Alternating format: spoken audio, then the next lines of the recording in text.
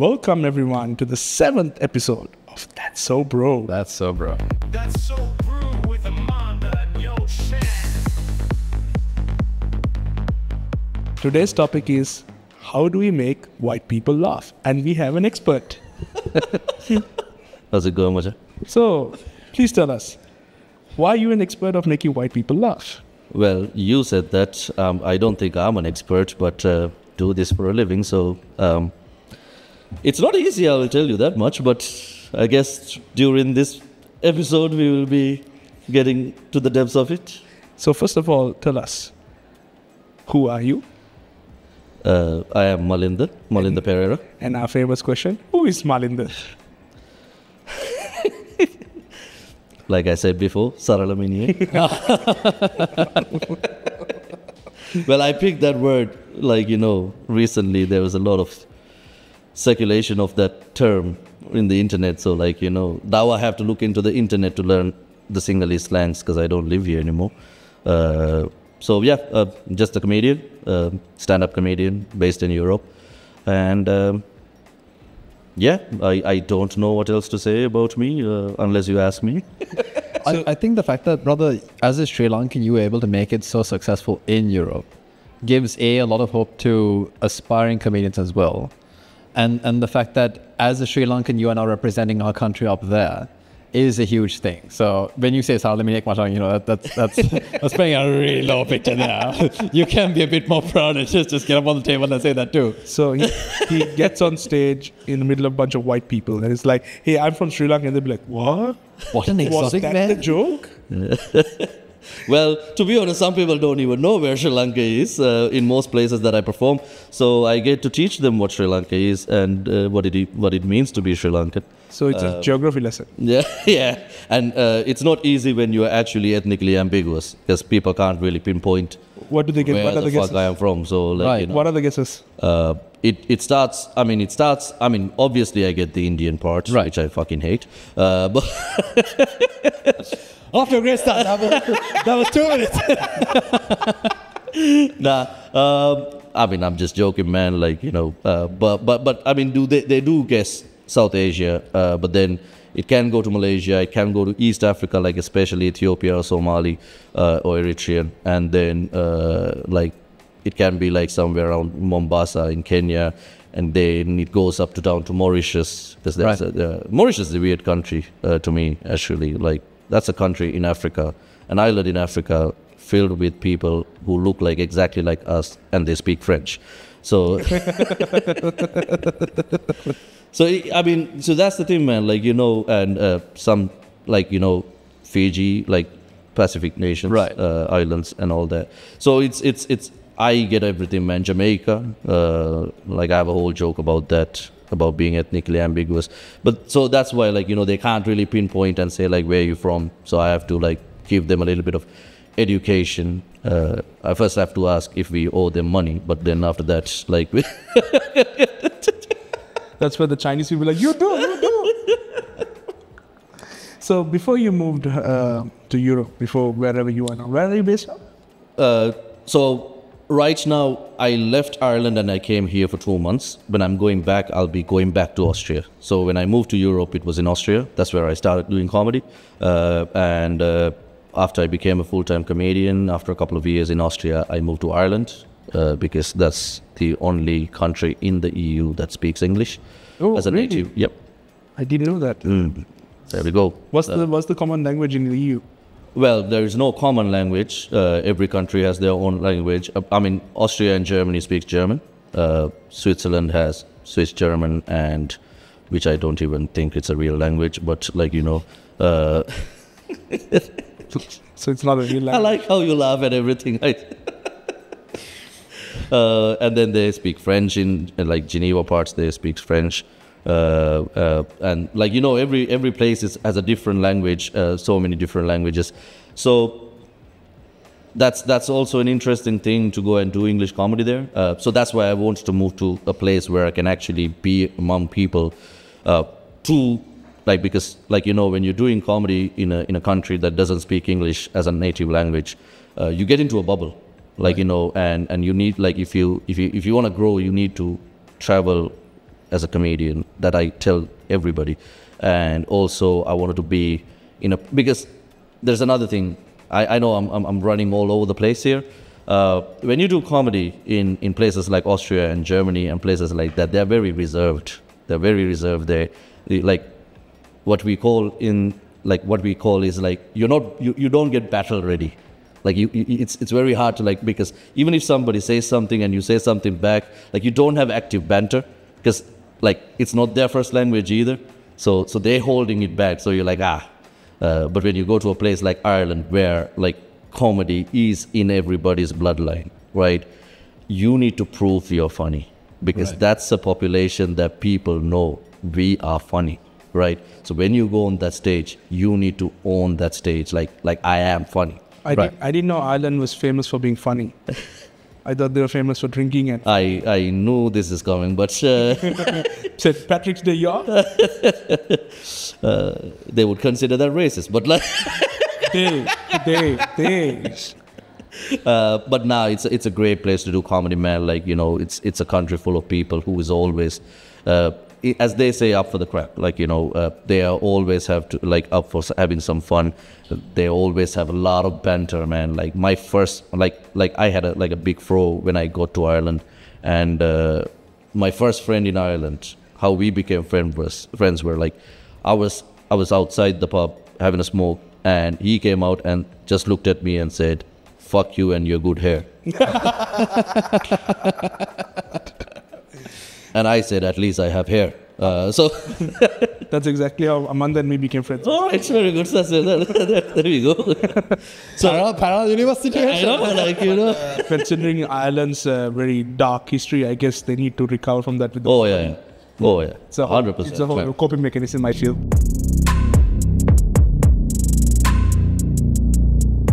Like dark sides, like dark histories actually make good art. Yeah. That's also what they say. Like, you know, like even the songs and everything. So yeah, like, you know, I moved to Ireland for 3 years. I was there. It was great, but as I mentioned, I'm a full-time comedian. This is all I do for a living. It's getting hard. Like Ireland was the most expensive country at one point a couple of years ago. I think Sri Lanka's catching up. Get you, Ireland. It is actually, like, I've been here for 2 days and I'm like, hell, I'm paying European prices here. Yeah. We're coming after you, Ireland. So yeah, I like, you know, you can't just do things just because you like things. Sometimes you have to make sacrifices, especially like, you know, when you have to put food on the table. So you have to do what's best for everybody else. So I'm moving back to Austria. But as a different person, you know, in these 3 years as a comedian, I grow a lot. Like that's what happens. Like, you know, you travel, you see new things, you engage with different audiences, and which is great, which is a very beneficial for me as a comic going back to the mainland in Europe. So, and for the first time, I'm looking forward to perform some comedy in Asia. I've never performed in Sri Lanka. So lots to do in this 2 months. I mean, that being said, if you have a show that's coming anywhere in Sri Lanka, now would be a great time to plug that in. Well, I don't. You guys need to tell me that. Stay tuned for the next episode of That's So Bro. All right. So before you, when did you go to Europe? So 2014. Before that, did you try comedy in Sri Lanka? No. So yeah, see, that's the thing. I've never known as a person who was funny. When we were having a chat earlier, I told, like, when I told my friends that I am doing comedy now, every single friend, they ask me, do white people laugh at everything you say? Because we don't remember you being funny. Wow, okay. When I told my mom that I'm a comedian, first, she wasn't happy. Second, she Sounds said... like a typical brown man. Yeah, of course. Like, you know, like I wasn't expecting anything else. The next thing she asked me was like, but Malinda, how can you do comedy? You're not funny. Thanks, Mom. I mean, I wouldn't say she's the most supportive person when it comes to comedy, but she likes my comedy at least. That's positive. That's something, yeah. She watched my special. She always now talk about it, and she actually shares my clips and everything. I think that's great progress for a brown mom. We need to take a moment and appreciate that his mom knows how to share. What a legend. My mom still calls it Tukkai by accident. And scolds him. My question is, how did you make that transition? So I know that a lot of Sri Lankans right now might be stuck where you're doing a job that you don't really want to do because your parents force you to do it. What gave you the courage to transition from, I don't know, I'm doing this because I want to do it, to I want to do this because I know in the heart of hearts I really want to do this? Yeah. So I've always been an artist. I was a musician before I left Sri Lanka. I played for the National Orchestra before I. I've been involved in arts. Like the stage is never a new place to me. Right. But then again, none of that shit makes your parents happy. You know, like you have to stick to parents. exactly. You have to stick to the script. Like Yeah. Lawyer, engineer, what accountant. accountant, Oh, wow. banker. Disgrace to the family. Hi, mom. So that's now the thing is, man, like it never mattered to me. Like I had you need to understand you're your own person. Like now this is getting profound. This is not comedy. Like you have to realize, like, yes, like they all have dreams, but you're not responsible for their dreams. Because like you are only responsible for your own dreams, right? And you have to make it work. Because if you try it and you work it out, and if you work it out, you will be happy. And if your happiness will make them happy, that's something that you need to understand. Right. Because at the end of the day, like I know people who owns businesses, man. Right. I know a brown couple who owns a coffee business. I have a joke about that. Some crowd work. Like their parents just tell their friends that my son and my daughter-in-law owns a business. They don't put the word coffee in front of it. Right. Like because this is a very Asian problem. Like parents want all their dreams to be achieved through you. Like so the moment you understand, like, and you're not, what do you call that? You're not in depth for that, like Right. and you see, like I escaped that, and I still have a great relationship with my mom. And she, like it will work out. Like It does. you just need to take the first step and prove, like, and make it work for you. Because your question should be, am I going to do something that I am not happy of doing because I make other people happy by doing it? Or do you really want to like live like that for the rest of your life? Or just do something or anything that makes you happy, Right. and through that happiness make others happy, right? So I mean, I would say that's the way I did it. Like I'm like because I was already doing something I like. I was actually a researcher. I was a researcher at the university, right? And I liked that job. Right. Like it was nice, right? And then I got into comedy, and I was like, fuck it, I like this more. How did you get into like what happened? So yeah, I started comedy in Austria because, as I said, I was a musician before I left. You went to Europe as a musician? No, I wish. So I went to Europe to do my master's. So I did my bachelor's in Malaysia in software engineering, typical. And then I went to Austria to do my master's. And while I'm doing my master's, that's when I got into comedy, because in Austria, as I mentioned, everything is in German, so there is nothing literally going on. And I saw this ad once, a stand-up comedy open mic night happening, right? And then I went to the open mic night and was watching the show. That was my first, like, I loved comedy, I loved stand-up. During my bachelor's, all what I used to do is, like, I had a housemate. He was doing art. He was art major, and I was software. So we never had classes together, but we were like great friends. We actually had a business together as well in Malaysia, in event management. So what we do is we will meet in the cafeteria after courses, and then on the way, I buy a bottle, he buys a bottle. So we had 2 bottles to finish every fucking day. the story starts with that bottle. That's how I started. Every good story starts with a bottle, bro. So that's like the landlady was at one point the landlady was concerned because she came to clean the house. Imagine a room this big, and the whole room was filled with bottles, like rows of bottles. And she called me once, like, Malinda, I'm worried about you. I was like, why are you worried about me? I was like, I just made 300 ringgits by giving away your... That's a lot of bottles. She didn't tell me how many bottles she cleaned. Like, she told me exactly how much money she made from my bottles. Well, damn. I'm like, can I have half? Those are stories that you, like, those are things that you don't even, forget, Right. Anyhow, so what we did was, we would be drinking every night, watching these stand-up clips, likes of Cat Williams, Dave Chappelle, Kevin Hart.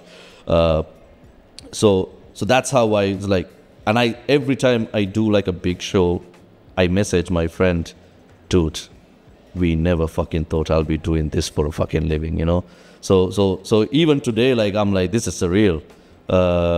So that love for comedy was there, and then I saw this, and I've never been to a live comedy show. Right. I went to this open mic. I sat down there. At the end of the show, I was like, I'm funnier than 8 of these guys.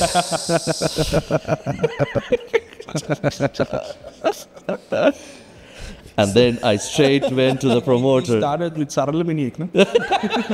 There you go. That's so, bro. That's our bro. That's our guy.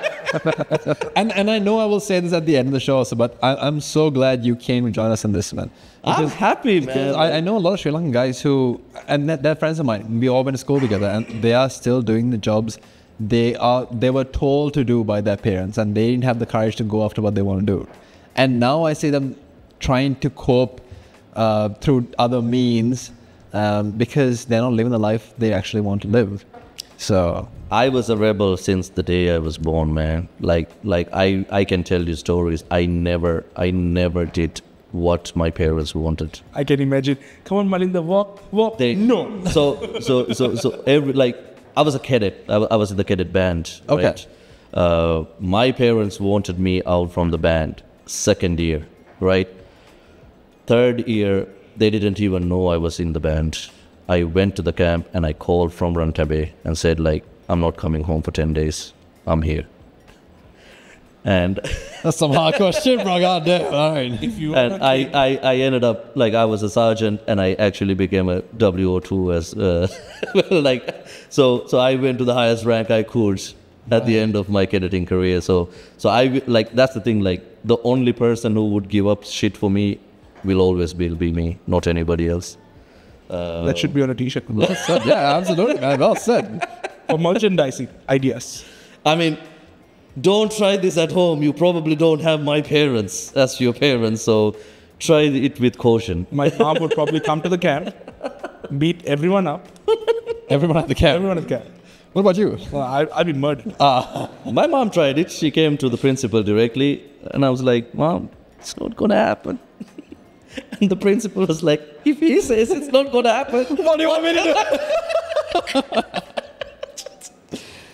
My next question was going to be your funniest memory from childhood. Well, I feel like this is one of them. they are definitely one of them. I mean, I like my mom. The thing is, like, you see a lot of things that I did, man. My mom knew it. It's just that she disciplined us in a very, I mean, like, you see, like, even that rebel mindset, like, didn't get us in trouble, you know. Like, we never did anything bad or wrong. I mean, we had fun as boys, like, you know. We used to have, like, because we had a great excuse. Like, as a cadet, our training starts at 5 in the morning. Right.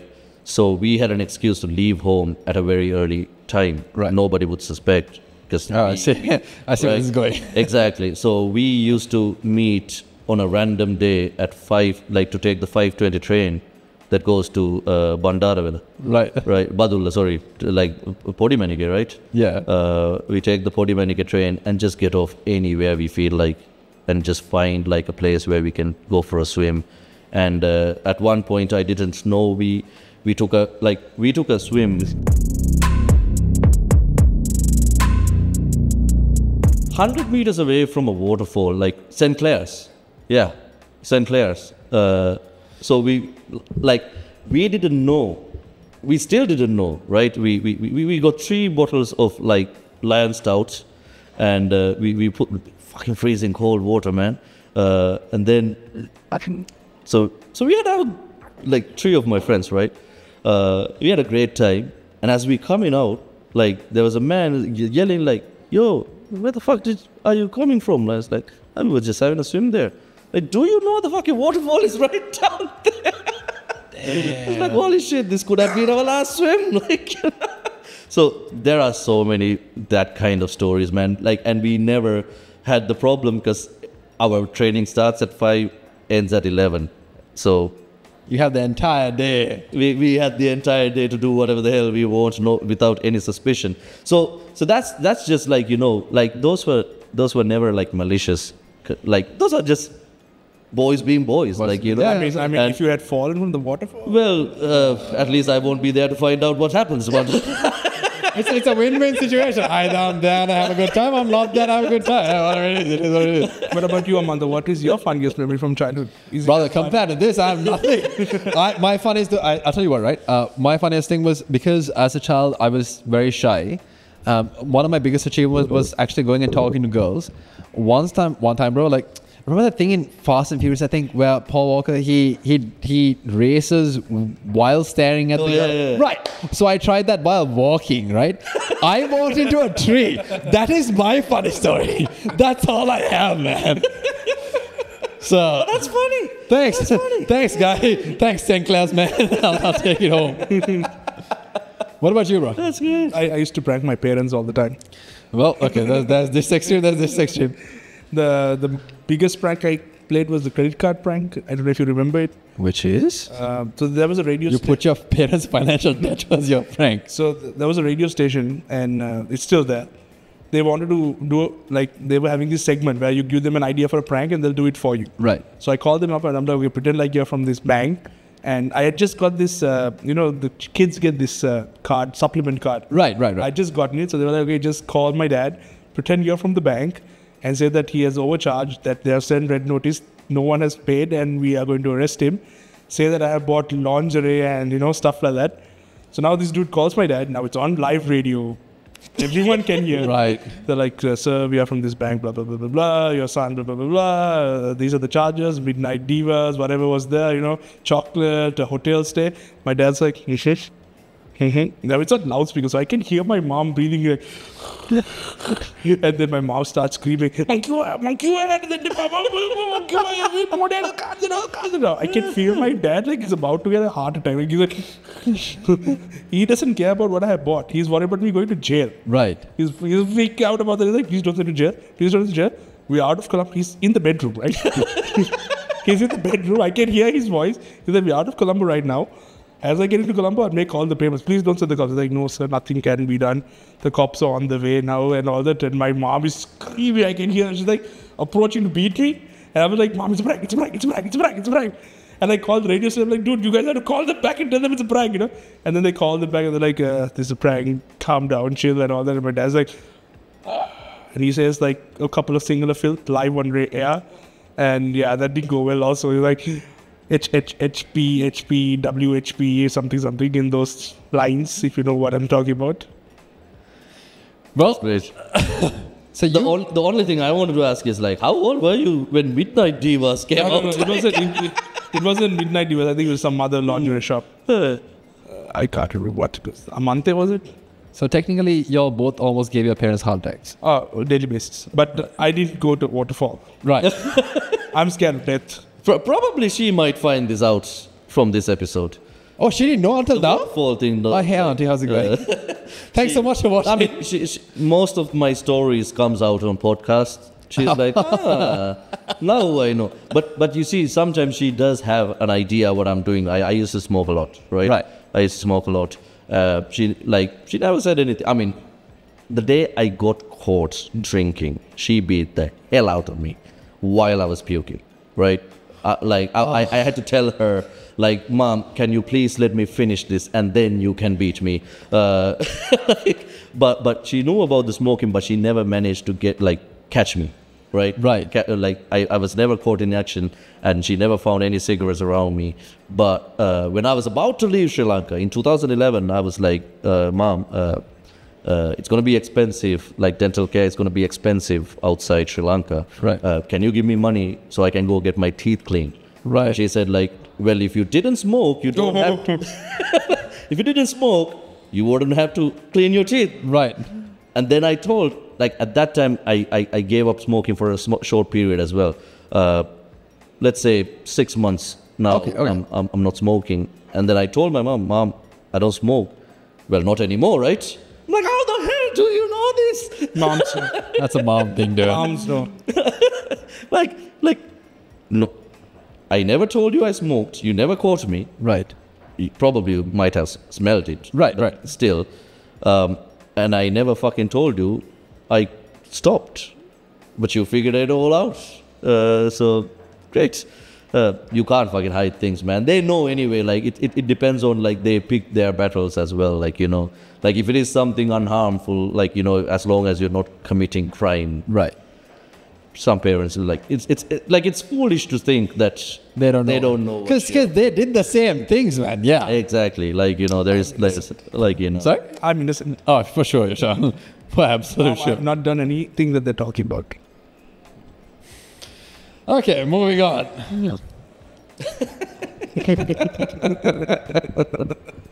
When it comes to comedy, dude, all right, and this was something I really wanted to know.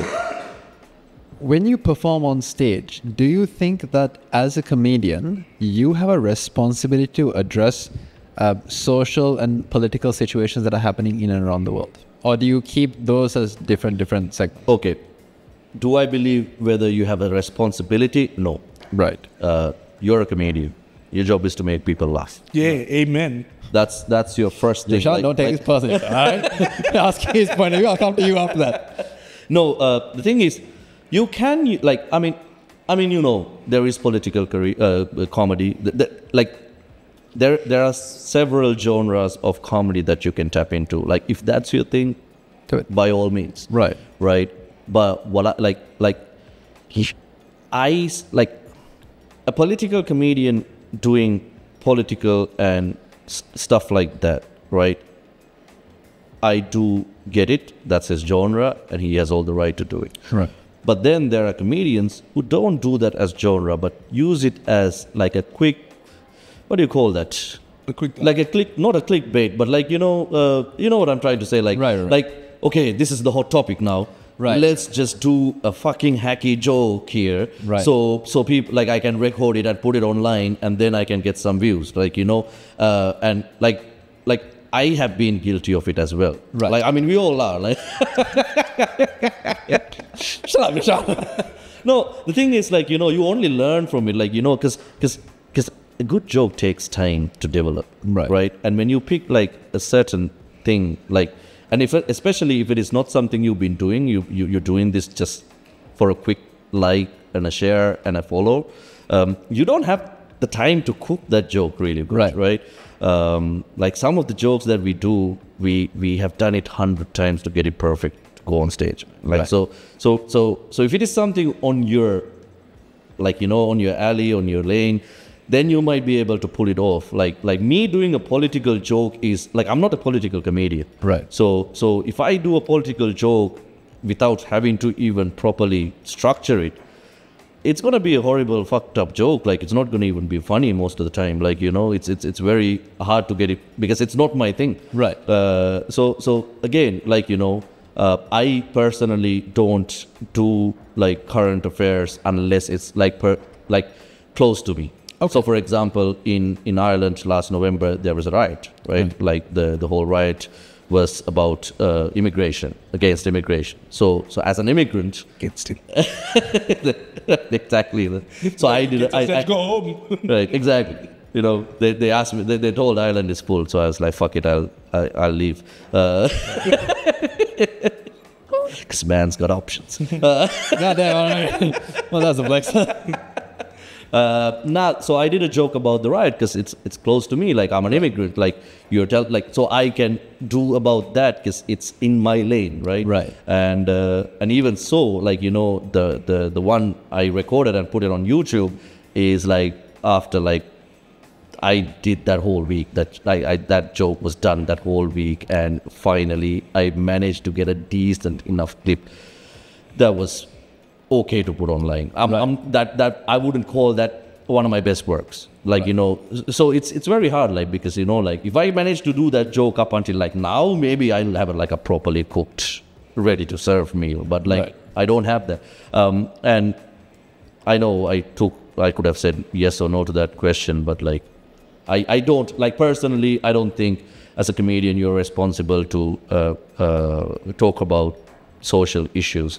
But however, you can, if you choose to. There's no right or wrong answer there. Right. It's only opinions. Yeah, but then it's not your responsibility to be doing things but you don't want to do. It is on other people to watch what it is. And so like the thing is, if it is a cause that's close to your heart, then go. right? Like then like you can use your platform, right? Right. Now the biggest thing for me is I can understand a comedian with 100,000 followers doing it because that person has a platform. Okay. I have 3,500 followers, man. I don't have a fucking platform, right? Like, who am I talking to? My friends and the 800 people. His mom.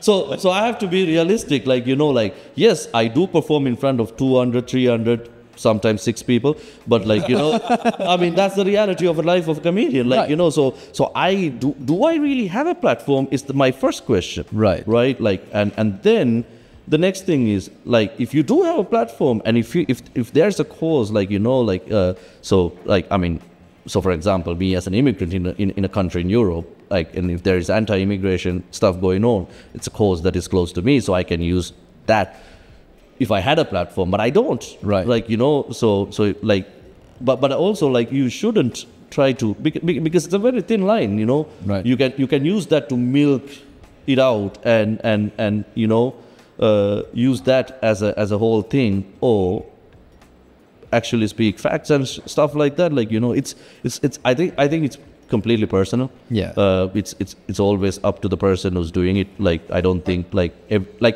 nobody has the right to say whether that person should or should not do something. Like basically, like I know like some fans say like, he's a comedian, he can use his platform to do this and do that. No, like right. I want to tell jokes. Yeah. And that's I'm a comedian, that's like, a respectable stance, but yeah, not bending over to peer pressure and everything, and doing what you want to do. The best example was what I was telling you recently. Like as I said, the comedian is specialized in something. Right. If you're not in politics and you don't have to speak about it because you don't know about it, right? Right. Like for example, if you break your leg, you can't go to the dentist and be like, fix it. You're a doctor, fix it. You're a doctor too. Yeah. You're a doctor. You can't go to you have a heart problem, go to the eye doctor and be like, fix my heart. Right. So that's the same thing. If you're a political comedian, then yeah. But if you're normal, who don't want to dabble in politics, you can. So it's up to you. Yeah. Plus, I think it's very respectable because, like you said, dude, it's an easy fix, right? The second you jump into like a trendy topic, then you become relevant. And as anybody who's aspiring to grow, and we all are, you do want to stay as relevant as you can because there's so much competition out there. So it's respectable that you choose the higher ground and you don't do what everybody else expects you to do or the easy way out, and you do your own thing. Yeah, absolutely. This is the most competitive art form in the world, man. Comedy is the most competitive art form. There's no art form because everything else is based on like there's no art form that is competitive because number one, this is the only art form that you don't need a single cent to start. Right. You don't need any money to start, like to become a comedian. Right. You just need an audience, and it's not your job to find an audience. The promoter, the booker will find you an audience. Right. You just have to go on stage. You don't have to you don't have to even like buy a notebook. You can write it on your phone. You already own a phone. So that's why like it's open to everybody, like, and then like to be on the game, you have to, like we usually say, comedy has a way of humbling people because it happens to all of us. Like I perform pretty much every day, right? And And by the 6th day, your ego is over the fucking moon. You're like, yeah, man, I've been fucking killing this stages like 6 days in a row. I've been like fucking, you know, like this many applause breaks and like, you know, 3 jokes, 5 applause breaks, like fucking hell, man. And on the 7th day, you bomb like a motherfucker, like,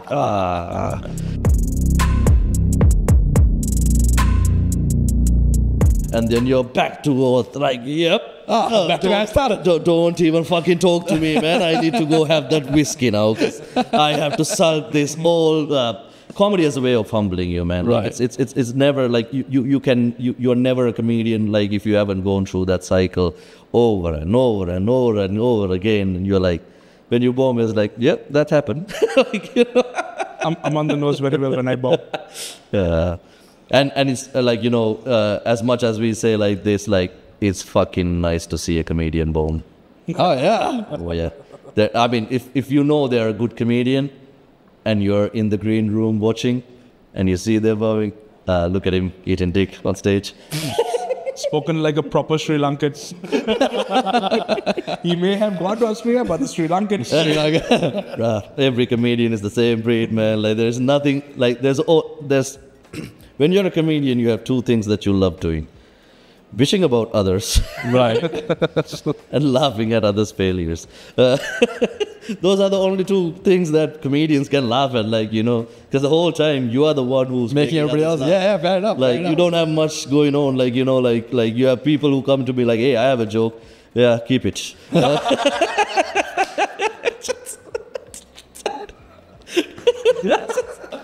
I have a joke. Keep it. I don't think a truer take on that has ever been said, dude. God damn. That is if somebody comes to my mother like, you know, I have a better way to wear the shirt. Yeah, keep it. I'm like, I do this for a living. You just you paid to see me. Like, you know, like But something he said caught my attention. He said that when the bookie or whoever organizes the show, they bring the audience. Right. In Sri Lanka, it's different. I have to bring my audience. Yeah. The bookie just gets me a mic, a speaker, a stage, and seats. It is our job to bring the audience here in Sri Lanka. That is the culture. It's theoretically it's happening everywhere in the world. To be honest, it's all because of social media. Because your social media numbers really matters. I'll tell you why. Because the reason why that happens is when a booker books a comedian with a bigger following, a larger following, the comedian themselves like pay themselves. Because, like, for example, if your payment is for 10, let's say for 10 minutes, you get 50 euros, right? Right. So if you bring 5 people, you yourself paid yours. Because Right, when right. they bought those 5 tickets, Yeah. Right. you made your own money. Yeah. Like, it's not like, so like the thing is, a lot of comedians now, like especially the comedians with a big following, if they know the booker who has been running a decent gig, and if they support the show, they Right. will reshare about the show. But a lot of comedians are now stopping like reshare because it's not in their job description, Right. And 50 euros not playing a gig will not make a comedian staff, like, you know. So it's basically, as I said, like, we always, like, as long as the artist keeps the power to themselves, nobody can take it away, because at the end of the day, it's the art. Right. If all the comedians, like, if you know a booker, right, who hasn't paid a comedian, you will see immediately we stop playing for him, because we don't want the same thing to happen. Like, yeah, like, you can keep running the gig with comedians who are not good as much as the comedians they used to, Right, because right. like, hey, we are doing this for a living. You don't pay us.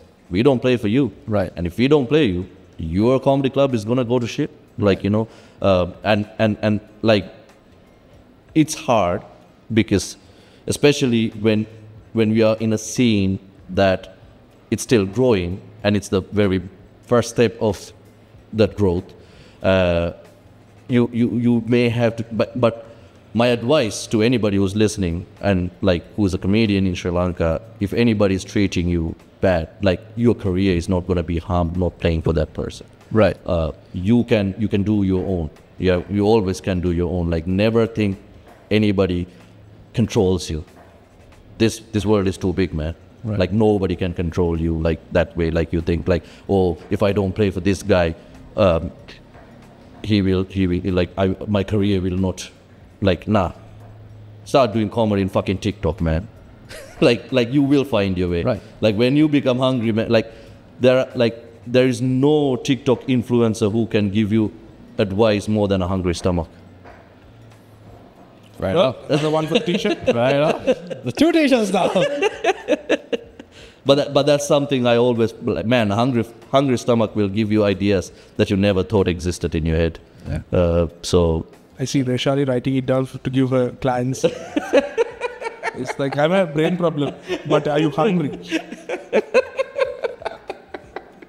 Another piece of advice that I think, because the world is becoming, from at least, and I'm not even in the field of comedy, but I can see it is becoming super sensitive to every single thing. Like it's almost illegal for you to have your own opinion if it doesn't align with their opinions. How do you deal with, we'll say, PC culture? I don't care. Simple as that. Fair enough. T-shirt, t-shirt right there. No, Tattoo. it's I'm not trying to be arrogant here. Right. So the thing about PC culture is, number one thing, as I say, funny is funny everywhere, right? Right. And you need to upgrade yourself and update yourself according to the culture and the place that you're living. Like, so for example, let's say you're not allowed to use a certain word, right? You can use the word that is allowed to be used. Right. But I've been doing comedy for 8 years, man. Nobody has ever come to me and said like, that's offensive, because I've never done it. I have accustomed my everything that I say according to, like, I have done jokes like from every sort, because I'm an observational comedian, I'm a social critic, and I'm a storyteller. Right. So within these 3 subgenres in comedy, I touch every topic, right? I touch every topic, and I do not like the only thing is, I will not, as I said, I will not write a joke for the shock value. I will not write, like, just because something is hot, I will not write a joke about Right. it. I need to feel that joke. I need to experience that joke. I need to, like, everything has to, like, I need to know what I'm talking about is something that can happen or has happened already. Right. So I like, but if it happens, I'm talking about my experience, man. You have no right to talk about if it is valid or not, because your opinion doesn't matter to me. Right. I'm telling my story. I'm telling my side of the story. You decide if it is funny or not. I'm not here to give you advice. I'm not, like, people ask me, like, what are you trying to, circling back to the question you asked, like, social, like, are you trying to give an advice? Are you trying to, like, use the platform to say something? I'm like, fuck no. Right. I'm trying to make people laugh. That's my only intent. Right. I just want to tell a joke. If you find it funny, laugh. If you don't find it funny, I'm sorry. Like, like, try again next time. So that's basically it. Like, I don't care about PC culture. It's just that you need to know, like, I told you this earlier as well. There's a very thin line between a political statement and a punchline. Right. If people laugh, that's a punchline. Right. If they don't, that's a political statement. So, like, you need to make sure at the end of, when you hit that punchline, people are going to fucking laugh. Right. So that's the only thing you need to know. As long as you are certain about that, then that's it. Like, because that's why, like, for me, I have so many reasons that I'm still going to open mics, right? I still go test my material before I take it to a stage where I get paid, because I know, like, English is my second language. English is not like I have to fucking try this before I, like, in Europe, I'm known as the comedian who says motherfucker a lot. Right. Right? Like that. I mean, I'm not proud of it, but I didn't know that's how I was known Right. until somebody. You're the Samuel L. Jackson of comedy. Eddie Griffin. No, yeah, yeah. Eddie Griffin. Like, so Eddie Griffin, like, I'm like, don't tell that, man. Like I don't know if I should be happy or sad about this now, like, because that was never my intent, but that's how I talk, like, Right. But I never changed for it. Like, sometimes I have to do, like, corporate gigs. and I can't, like, it depends on the country. Like in Ireland, nobody gives a fuck. Right. Right. I've done children's shows where we can swear. It's Ireland, man. Like, Right, you know, right, fair enough. like nobody cares. Like, Use you what? know, The complete word? yeah, I can say fucking cunt in front of them. Look at these little cunts. Wow, you are living your chance dream right now, bro. That's mad. Ammi, what's a cunt? Go ask your father. I don't know, that's probably not how Irish people talk. Nah. Ammi, how's it cunt? Again, racist. There we go. That's a problem. So you see, like it's about like when you do corporate gigs, right? I can't swear in some countries. Like when you do a corporate gig, like you know they tell you can't use profanity, you can use this, and I'm like that's grand, because I know my jokes are still funny as it clean, like you know. Right. But like at the end of the day, I don't feel like it's myself. Right. Yeah. Like you know, like we do it for the money. Genuinely, like Right. there's no fucking reason we would do corporate gigs if it is not for the money. Absolutely. Like, 'cause you don't like that's a bunch of people who was forced to be there by the HR. Right. It's like if you don't show up to this gig, you will have to give a reason why you were not. It's easy for them to go to the gig and sit there and look at us, trying to make them laugh rather than not coming there. So Right. so like you know. You're not going to have a good time there anyway, so you're like, fuck it, I'll do it for the money, right? Right. Do you have any comedic inspirations like... I mean, I like to say no, because that's the real answer, but like, as I say, like, you know, there is no joke that we say in this world that hasn't been done by anybody else. I technically don't watch a lot of comedy since I became a full-time comedian, because it's very, very easy to be inspired. So if I'm and also like every day I'm at a comedy club, so I see a lot of comedians like every day, man. Like it's so I can't, like, you know, you need to take a break from that to clean your brain, like to empty your brain, so you can fucking start writing. And the worst thing about seeing a lot of comedy is your brain stores everything. You Right. see, right? And sometimes you write a joke and you hit a punchline, you're like, I fucking heard this before. And then you go to a comedy club and you hear the same I'm like, fucking hell, I can't do this joke now. It's exactly the same punchline. And it has happened. Right. Like, you know, and comedians are like, bro, that's my punchline. That's how.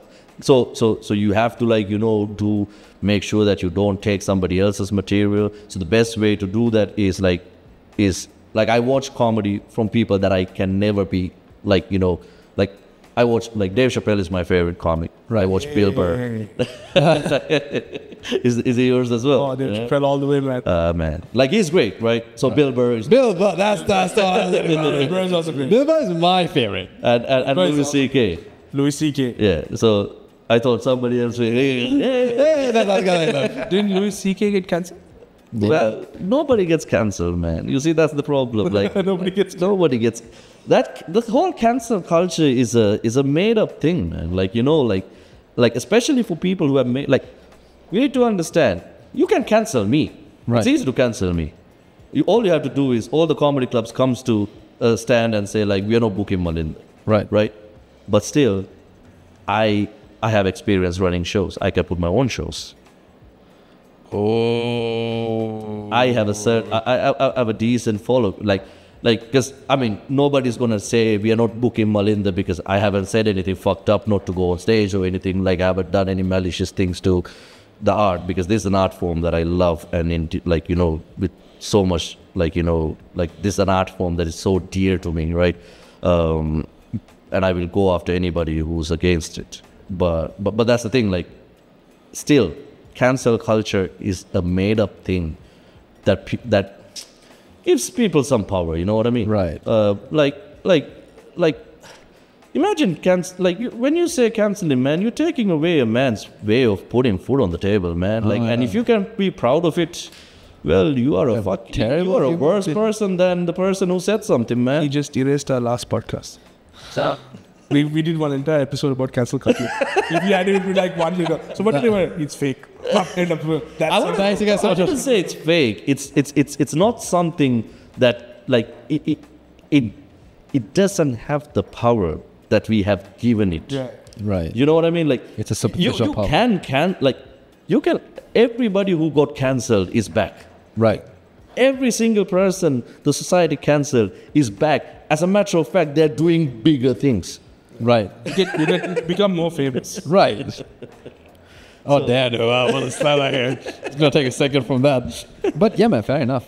And I think you're right. I do understand that on one side of it, it gives power to the powerless. All right. And therefore, you feel either some sort of superiority complex or some sort of goal complex when you're doing whatever you think that is doing. But then again, on this side of it, you are getting in the way of a man and his bread. And Dave Chappelle was the one that made that joke, never getting in the way of a man and his bread. No, yeah. Exactly. Yeah, so I understand that. That's great because, again, one of the things that really holds you back in life in general, and I know this because I used to suffer from it, is what would this person think? This random person that I've met for the past 5 minutes, who yesterday didn't matter to me, 10 minutes ago didn't matter to me, but all of a sudden now 5 minutes later into my life, their opinion is the world to me. What if this person thinks wrong of me or bad of me or something? That is what holds a lot of people from potential. And that's why, I can't remember who said it, that the graveyard is probably the richest place in the world because you get all the best ideas there. Yeah. So, absolutely, man, absolutely. Watch in Buran.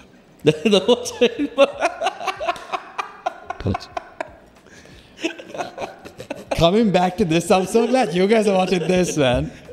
Because I mean, as much as we want to keep it as two guys' perspective, and that was the entire point of this program, we wanted to say two guys' perspective on different things. I also want us to reach out to somebody because there is somebody who is all alone somewhere in some room, and it could be somebody who's going to a different country, and maybe your words is what actually inspires them to be a better version of themselves. So.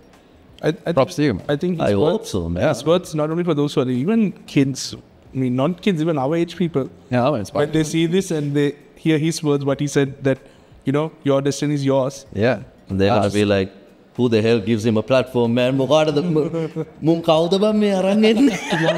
Tomorrow there's going to be a shortage of lawyers and doctors and engineers. Everyone's going to be stand-up comedians. Oh, comedians. That's awesome. So you go to the hospital, where doctor. I can already picture what people will put, which kind of box, so he came on a podcast and say, disrespect your parents. Some people, that's the only thing some people are going to get this out of it. And you can't change it. Yeah. I'm not worried about it. What are you going to do? Deport me? I'm already here. I mean, I'll admit. Nah. That's the thing, man. Somebody who's going to see wrong on someone, they will always see wrong on They someone. will, yeah. And you can never do anything to change that. And if somebody sees the good of, good of something, everybody has. I'm not a perfect person. I'm a terrible person. That's what makes a good comedian. Fair enough. I mean, that's what makes a good human being in general. But yeah. We all have the bad side and the good side. As humans, we just need to see the good side of people. Just be a decent human being and let the rest. All in the place. Exactly. All set, brother. Goddamn. We have 5 t-shirts now. Please contact Rashali if you want to make a purchase. Why is she posing? Is there a camera on? No. She's not going to posing. Do you want to run to the camera and do the pose? She's still posing. Done. She put the wrong camera. She put the wrong camera. No, we have 6 t-shirts now. Takshi was like, no. So, performing in Australia, right? Have you ever had any restrictions like don't make fun of this, don't make fun of that? No. So everything is okay. So you see, here's the thing. There's another new construct going on about punching up and punching down, which I am actually trying to fight against. Right. What do you mean by punching up? So if you're you're okay to punch up in comedy, so basically you're okay to make fun out of people who are privileged than you. Okay. But you're not supposed to make fun out of people who are less privileged than you. Right. Right. For example, for me, I can make fun out of white people, right? But I can't make fun out of disabled people, right? So that, like, if I make a joke about disabled people, that would be punching down. If I make fun out of white people, it will be punching up. And I'm actually working on a joke about, like, who put white people above me. Like, you know. In Sri Lanka, it's the opposite. You're not allowed to make fun of up. You're allowed to make fun of people. Yeah. This is something like, so I told, like, you know, when I was leaving Europe, like when I was coming here for a holiday, I was like, man, for the first time I'm going to do comedy in Asia. Right. I've never done comedy in Asia. Like, and like, I was looking up like things that I can, like I was looking up on stage, like, you know, and while I was looking up on, like, because I have a certain amount of freedom of speech in Europe, you know, but there are things that I cannot say in Europe that I can say in Asia, and there are things that I can say in Asia I cannot say in Europe. Like, you know, in Europe I can say fuck the government. You know, in Europe I can say, like, you know, you can have sex anytime you want. Like, you know, in Europe you can say about things about religion, you know, but in Asia I can't do any of these jokes. But in Asia, I have different amount of freedom of speech. I can say you're ugly. I can say you're fat. Right. You know, people will laugh at that shit. Like, you know, You're bald. like really, like, you know, like I heard a friend telling me, like, you know, and I like, you know, these kind of things, like, you know, it's like when a friend tells you, like, ah, man, I only got married because I don't know how to cook. I'm like, that's fucking sexist, man. Right. Shouldn't be fucking saying that. You can't fucking say that. Like, you know, and like you know, there is I mean, what is it, Pick Me or something now here. If you don't know how to cook, fucking order from there. Like, you know, you don't have to get married. That person have a job too, you know.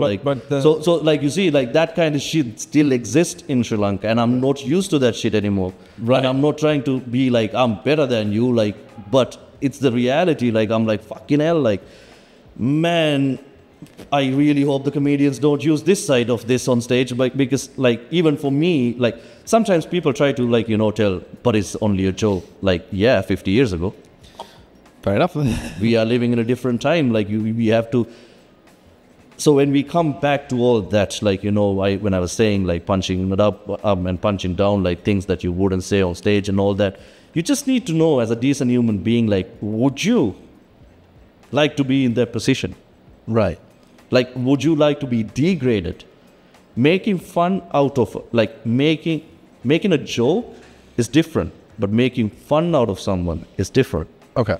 You can say, this disabled person did this to me, and it was funny. But you can't say, fuck the disabled guy because he's disabled. Right. Okay. She's going to cut that part. I can say, like, please don't. She's going to cut that part of Malinda saying that. And Malinda's cancelled. You don't have to go back to Austria. You stay here. Make kotu. But Just seem very serious. But the disabled guy.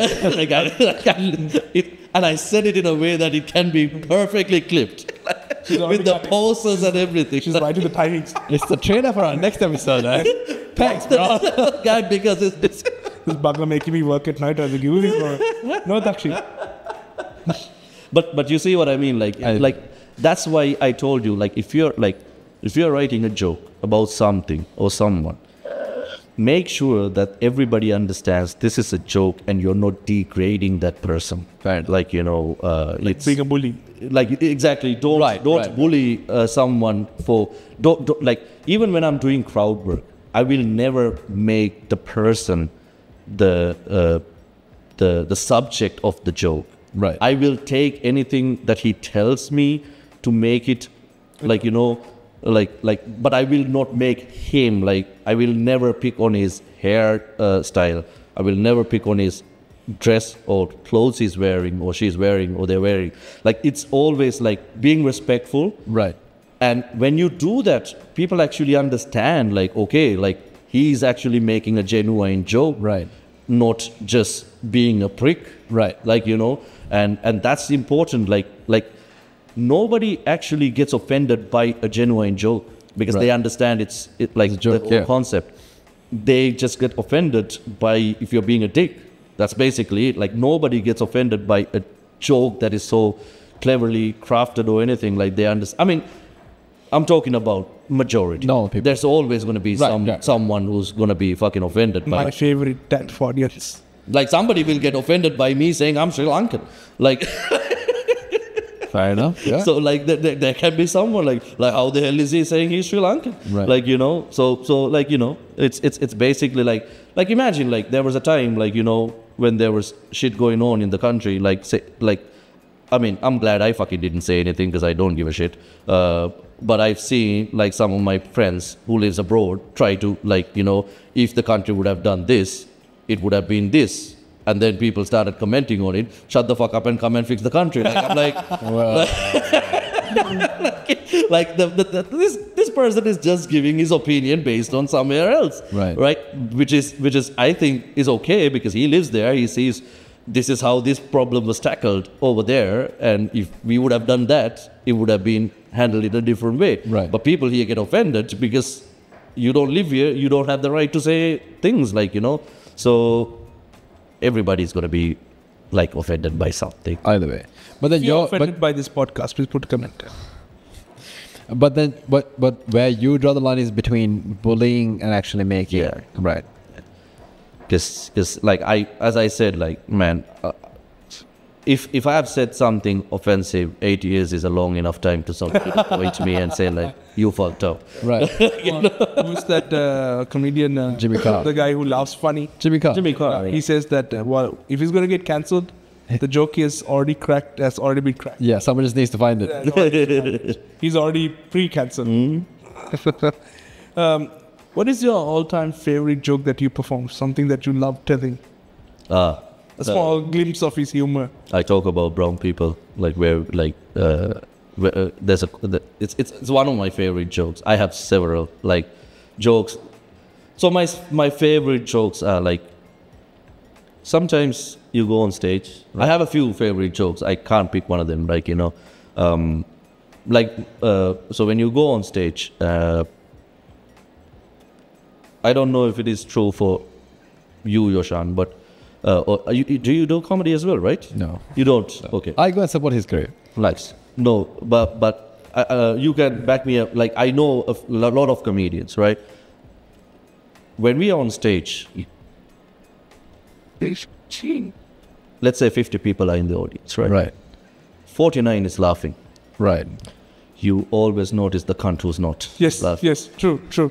You, like, our ego works in a fucking different way, man. Like, you don't even recognize the 49 people who are laughing, like, breathlessly. They're losing it. Right. But there is one cunt who's like, Yes. and you see that motherfucker. You only see. Like, everybody gets erased. Like, that's exactly how it works. Like in a movie, like, you know, like, Right. this person has a light on his head, and now in your head it becomes, I want to make this cunt laugh Right. before I leave the stage. True. Now the thing is, if you give in too much to it, you lose the audience who's laughing. You're right. Right. You The 49 other people. Exactly. So you can't like when you're new in your career, you forget about the 49 and you focus on this one, and you lose 49, start bombing, you fuck up a whole set. Right. But when you get more experience, you have jokes that you can pull out of your ass that you know this motherfucker is gonna laugh. Right. So those are my favorite jokes. So I have a joke about my ethnic ambiguity, right? There's no place that joke hasn't gotten a laugh, Right. not gotten a laugh. I just said that there's no place that Joke hasn't gotten a laugh. that's a lot of no's. Yeah. Like, even I got confused. Like, I feel like that's also a t-shirt. So my joke about ethnic ambiguity, I talk about that, like, how people ethnically misjudge me. I don't know, like, I was gonna say ethnically misgender me. I was like, that never happened. And then I have this is a new joke. This is in my new show.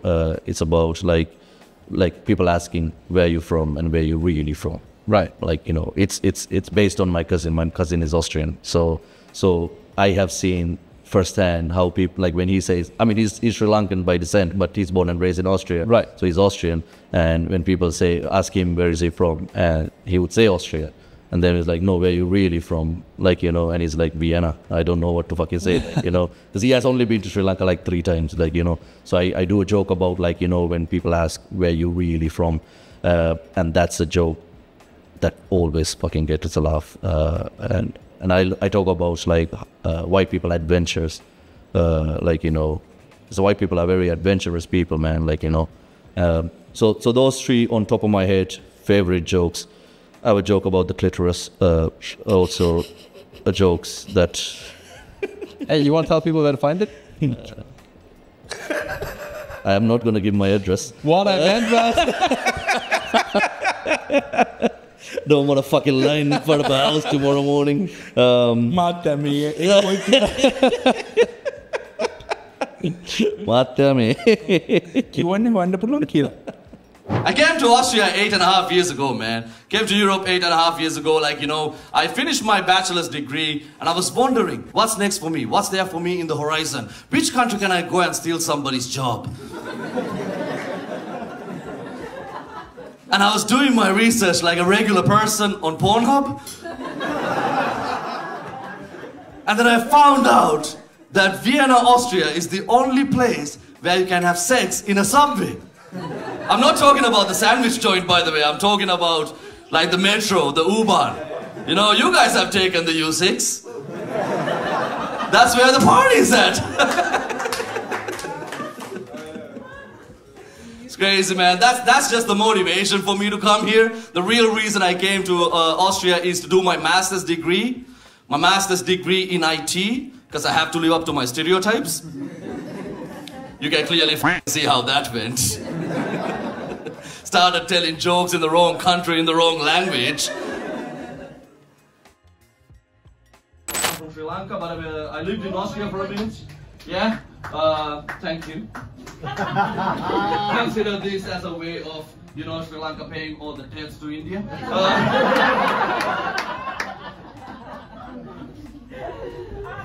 This is the only way you're getting it. What do you do? You look like somebody who has a proper job. And the mom is laughing like he's the only one who doesn't have a proper job.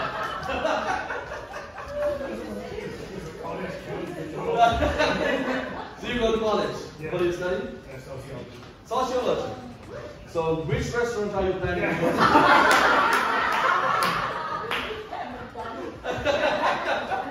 My first time in Portugal, I came to Lisbon today, called my friend, like, you know, my Portuguese friend, and I was like, yo man, would you like to hang out before the show?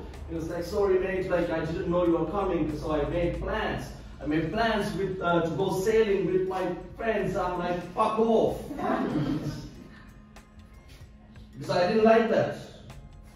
Because, you know, like, it's not something I want to hear when Portuguese say they're going sailing. In fact, those are 2 words that I don't want to hear you say in a sentence. Portuguese and sailing, I don't want to hear those 2 words in the same sentence. It's the last time Portuguese went sailing. My great-grandfather had to change his name. So I have that. It's one of my favorite jokes, which I will never be able to perform in Muslim countries. That's so bro. That was so bro. But I mean, again, you see, like, you have to pick and choose where you, like, you need to know your demographics. You need to know, like, where you perform your jokes. And I would tell another joke about dick pics. I have a dick pic joke that always fucking kill. Actually, that's my closer of my new show. I think dick pics, that culture as a whole is a joke. Yeah. Hi. He has sent too many. I have no comments about that. I think he has received a What is... Oh. The best thing happened on that joke was, like, there was an older couple at a show. Yuvan asked me, what's a dick pic? I was like, probably, sir, during your days, it's a dick fax.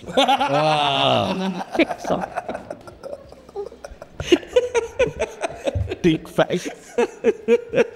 T-shirt idea. I really wish I have recorded that fucking crowd work bit, like it would have fucking been magnificent. But yeah, like, you know, the thing is, like, you know, all these jokes are your babies, man. Like it came out of nowhere and fucking became something. Like, you know, you love your jokes. It's when you love your jokes, you know, those are, because when you're performing it, because you need to understand, these jokes have been performed like 100 times, more than hundreds of times. Right. But you still have to bring the same energy on stage. So if you don't like a joke, man, like, you know, you automatically like lose the feel of that joke. Like, Fair enough. Fair. So you have to love your art yourself first more than everybody else. Right.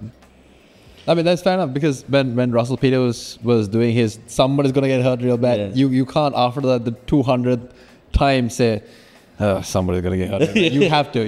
Yeah, fair enough. Walk us through your thought process when you're writing a joke. That's interesting, because as I mentioned, I don't write. Yeah. Like I used to write.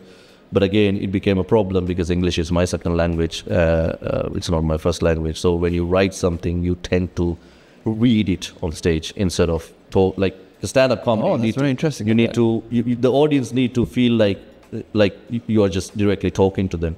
But when you write something and you try to remember exactly word to word what you have written, and then you fucking forget a line, and then you're like, fuck, like, you know, you're totally. Space out. Yeah, like Right. what's the next line? Like, Right, you know. right. So I completely eliminated the process of writing first. I started, like, if I have a premise, I will just go to an open mic and I will try the premise, freestyle it. Oh, Right? wow. I just freestyle it, and then I will add tags as I'm going on. Right. And I will always record it though, right? And then I will go back and listen, and then that's where the thought process comes, because I will listen. And then I will see where the audience is responding. Right. Like, if an audience respond in a place, okay, add a tag here, make Right. it funny. Add a tag here, make it funny. This part didn't work, cut it out. That's fat. Like, you know, so you work on the recording, and then you go do it a couple of more times, the same thing. Right. And then you have a skeleton of a joke.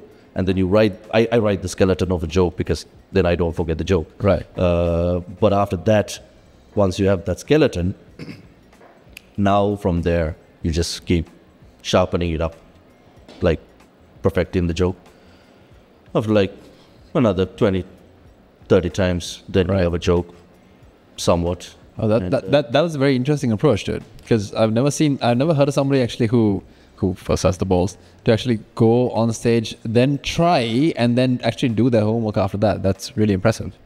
I mean, I don't like, again, like, you know, you have to choose what works best for you. Right. So this seems to be the one that works for me the best.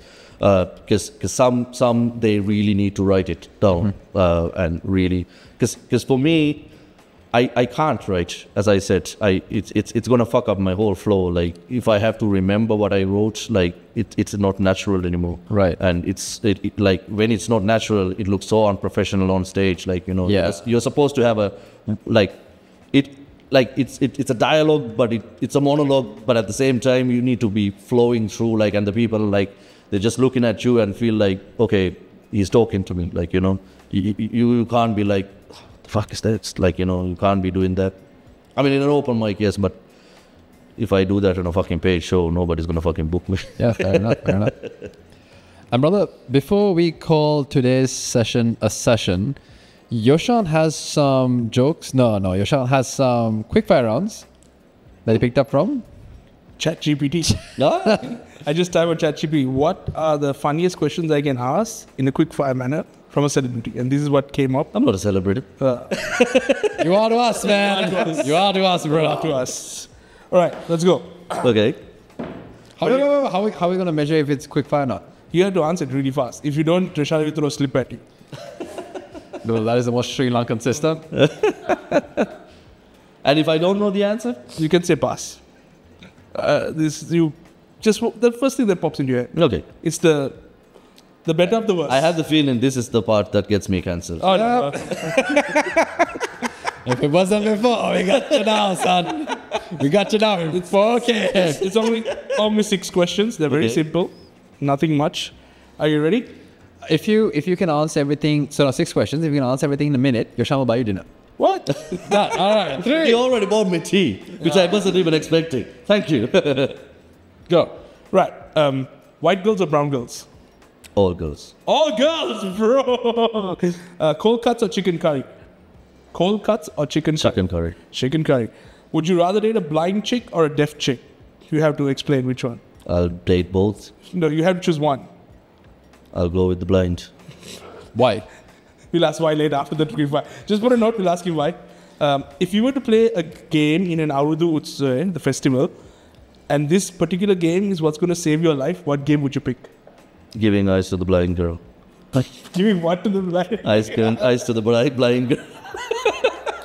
You know, you pinned the eye on the elephant. That's what you call a callback? Name a Sri Lankan celebrity you want to meet. Currently? Yeah. No one. But from the old days, I would say, I would have loved to meet, because I've met quite a few. I would have loved to meet Vijay Kumar there. Bro, that is cool. Good answer. This is the final one. Your favorite song to sing at a karaoke? Oh, no. Do I have to pick a... Yes, there's one. Whatever the top of the head. Quickly. Get out. Fucking hell, that's all the song. That has always been the question in my... Come on. Do it. First song in your head. You have 5 seconds, otherwise Yoshan won't buy you dinner. What's the gypsy song? Like, Borua Tandala? Saima Katela. Saima Katwela. Done. That's the first song that came. 1 minute and 5 seconds, sir. Yes! So let's get back to that. No, it has always been the worst question in my life, man. Oh, yeah? Yeah, like sing a song. I was like, what fucking song? Like, I can never pick a song in my head. Never, ever. Since I was a kid. And I used to sing. So it never, like, I can never pick a song. If you tell me, sing this song, I can. It's the same, it's 2 questions. Tell me about yourself, sing a song. You need to ask me about myself for me to tell you. I'm horrible at, like, probably I chose this job because I can't go to a job interview. Maybe, I don't know, man. That question is, like, it's really hard for me to answer. Because, like, as a discussion, we can go through, like, right. Moments of my life and all that. But you tell me, like, I'll give you 2 minutes, tell me about myself. Tell me about yourself. I'll be like, I'm Malinda, man. Like, I don't know what else to fucking say. Like, I'm here. Ask me. Like, out 2 years. Because I really don't know what to say. Like, because I don't know what interests you. Fair enough, yeah. Right? And everything, and that's where the ego comes in. Like, right. Like, if I'm boring you, now I'm feeling uncomfortable. Right. Because now you're not listening to me. You don't like to, like, you're like, why is he telling me this? This is not what I want to hear. Right? No, you're telling me you want to hear a song that I'm singing. What if you don't like the fucking song that I'm singing? Right. Right? Like, Is it overthinker? Oh, yeah, I am. I'm very much. Before we wrap things up, that blind or deaf chick, Yeah. why do you choose the one you chose? At least she can't fucking see me. Oh. And with that, I mean, like at least she can hear what I'm saying. Like, hey, come here. Like, she's coming. But like... you understand she doesn't know where she's going though, right? Probably that's... But he knows where he's going. And with that, that's so bro. Thank you guys so much for watching. Thank you. Man, thanks a lot for having me. Well, man. yeah, absolutely. Appreciate it. And if anybody actually wants to fly in, the clitoris joke and every other joke you have, where can they find you?